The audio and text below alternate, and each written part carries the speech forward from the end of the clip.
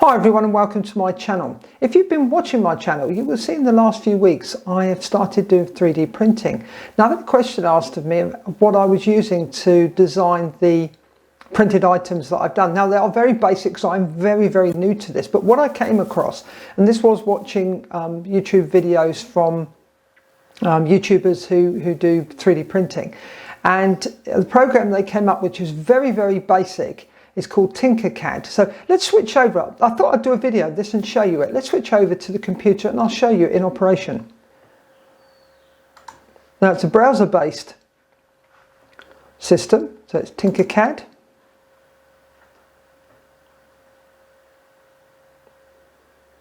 Now you need to sign up for this.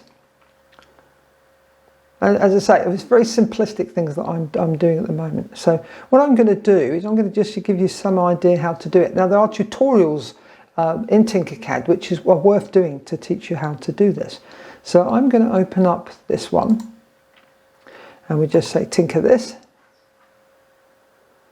Now you can publish these as well so other people can use them. So this is not a tutorial, I'll just give you some idea of the program so that you can then maybe go and try it yourself. Okay, you can see this is my Raven box that I used for being able to put lead weights in to balance it. Now at the moment the print is grouped, so if we just highlight everything and we ungroup it, we'll be able to see the separate items that make up this print, which is this box here, this square cylinder here, same as there, and the round cylinder there, which is the cutouts. So what we can do now is if we take a work plane here, I'm just going to rotate this over and we put it there. Okay, now we're on the side of the, oops a daisy, there we're on the side. So we can now, let's see if we can rotate this.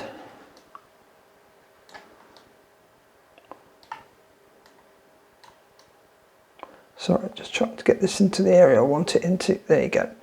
Okay, so if we put it like this. Now, if we grab this cylinder here and pull it across, pop it onto the plane. We should be there. Let's have a look. Okay, so we are going to move this over and we center it on the box, just roughly. This is just a rough guide that I'm doing here. So we want to make a hole in this box that goes right through.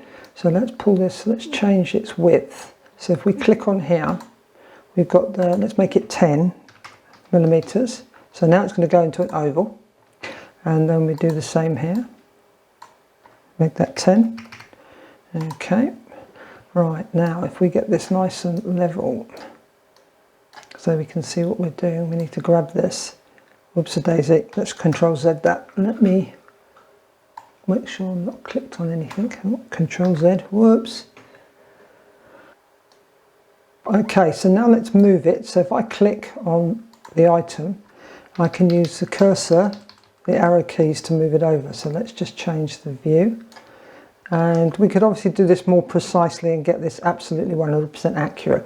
Right, we're going to rotate this way. Now I want it to go right through the box. So I'm going to click on there and drag this up. Let's make it, I'm not sure how big that box is, but let's make it 40. So now you can see how high that is. Now we're going to click on here on the item. Now we need to pull that down into this box. Now the way we do this is grab this arrow here, pull down, and you see it's come through. So it's not quite, I want you to be able to see that coming through. Let me just change the height a bit more. There we go. We grab that arrow and we pull it through the box. Okay, now it's through. So if we rotate, you can see that is going through the box. Now all we need to do is remove the plane, work plane, by doing that. And now we just highlight the whole of the item and we say group. Now we should have a hole through our box. As you can see, we have.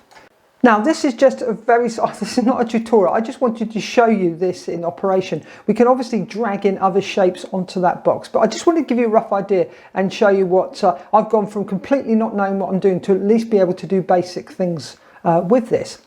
Anyway, I hope you found that useful, and if you did, please give it a thumbs up, and if you have any comments or questions, please leave them in the comment section below because I'd love to hear from you.